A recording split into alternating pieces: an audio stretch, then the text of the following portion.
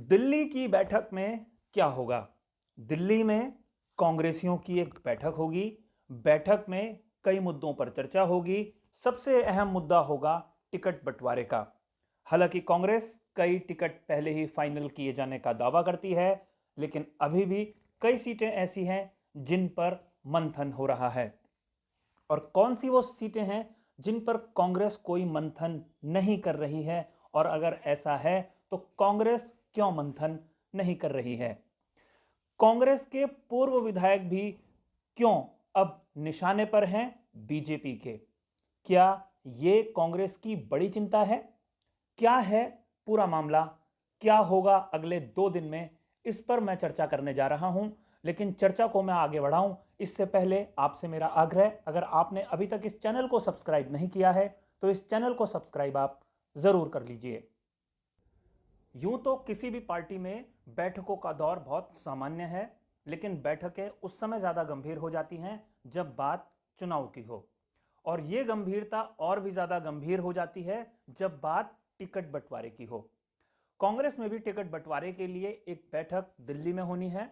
कल यह बैठक होनी है, कल यानी बुधवार को बैठक होनी है, और कांग्रेस के तमाम बड़े पदाधिकारी इस बैठक में शिरकत करेंगे। कई ऐसी सीटें हैं जिस पर कांग्रेस पहले ही मंथन कर चुकी है और उन सीटों की घोषणा की जानी है। एक बार उन सीटों पर फिर से विचार किया जाएगा, बहुत सामान्य तौर पर।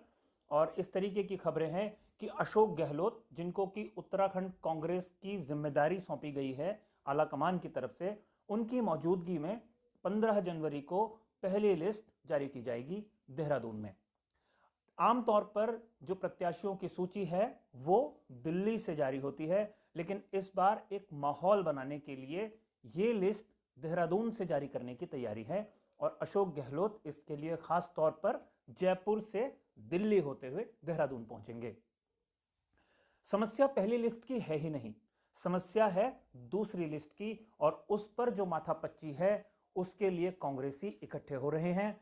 कांग्रेसियों को मालूम है कि देहरादून में जो कुछ आपस में विवाद होता है या उत्तराखंड में जो विवाद होते रहे हैं नेताओं के बीच में, उन विवादों को, उन मतभेदों को कैसे सुलझाया जा सकता है, बीच का रास्ता क्या बन सकता है, और किस किस को संतुष्ट किया जा सकता है, किसको नाराज करके नुकसान हो सकता है, और उसे मनाने का क्या तरीका होगा।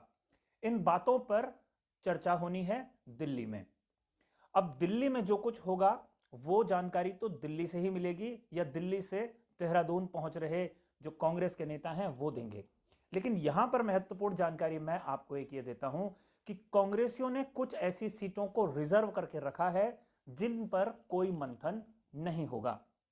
यह बड़ी अजीब सी बात है कि चुनाव सर पर हैं, 28 जनवरी तक नामांकन पत्र दाखिल करने हैं, और उन सीटों पर मंथन नहीं होगा।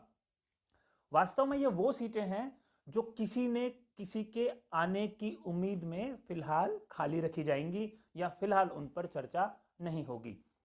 खबर इस तरीके की है कि कुछ लोगों को एक पार्टी से दूसरी पार्टी में लाने पर सहमति बन चुकी है, और अंतिम सहमति शायद कल की बैठक में हो जाए।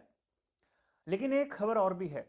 खबर यह है कि कांग्रेस के कई पूर्व विधायक ऐसे हैं जो भारतीय जनता पार्टी के संपर्क में हैं। भारतीय जनता पार्टी में इन विधायकों के जाने की भी चर्चाएं काफी तेज हैं, और इनके लिए उत्तराखंड के पूर्व मुख्यमंत्री विजय बहुगुणा लॉबिंग कर रहे हैं, या उनको बीजेपी में लाने की तैयारी कर रहे हैं। कौन नेता कहां जाएगा, इसको लेकर बार बार चर्चाएं हुई, कयासबाजी हुई, लेकिन हुआ कुछ नहीं, बहुत ज्यादा कुछ नहीं हुआ जैसे कि अंदाजा लगाए गए थे। अब सबकी नजरें टिकी हुई है कल कांग्रेस की बैठक में, और उसके बाद 15 जनवरी को एक प्रेस कॉन्फ्रेंस में, जिसको अशोक गहलोत संबोधित करेंगे देहरादून में। क्या होगा बहुत जल्दी पता चल जाएगा। चुनाव चूंकि अब सर पर ही है, इसलिए बहुत ज्यादा इंतजार किसी को भी नहीं करना है। आचार संहिता लग चुकी है, सिर्फ भिड़ने की बात है। तमाम नेता अपनी अपनी पसंदीदा सीटों पर पहले ही मंथन कर चुके हैं, अपने अपने दावे, अपनी अपनी एप्लीकेशंस अपने अपने आलाकमान को दे चुके हैं, चाहे वो बीजेपी हो चाहे वो कांग्रेस हो। बीजेपी ने एक एडजस्टमेंट का फॉर्मूला निकाला है और अपने कई नेताओं को एडजस्ट कर दिया है आचार संहिता लगने के कुछ घंटे पहले, कागजों में कुछ घंटे पहले, लेकिन वास्तव में आचार संहिता लगने के बाद भी कुछ लोगों को एडजस्ट किया है ताकि वो टिकट की दावेदारी ना करे।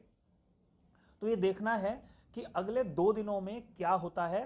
पहले कांग्रेस की बैठक पर नजर होगी और उसके बाद बीजेपी की बैठक पर नजर होगी, जो टिकट बंटवारे पर अपनी एक राय बनाने के लिए लगातार मीटिंग कर रहे हैं। उम्मीद जताई जा रही है कांग्रेस की पहली लिस्ट आने के बाद बीजेपी भी अपनी पहली लिस्ट जारी कर देगी। हम सब इंतजार कर रहे हैं, देखेंगे कि कौन सा नेता किसके खिलाफ खड़ा होता है, किस पार्टी का दबदबा बनकर आता है। साथियों, आज की इस रिपोर्ट में फिलहाल इतना ही। अगली रिपोर्ट में आपसे एक बार फिर मुलाकात होगी, लेकिन आपसे आग्रह, अगर आपने अभी तक इस चैनल को सब्सक्राइब नहीं किया है तो इस चैनल को सब्सक्राइब आप जरूर कर लीजिए। नमस्कार।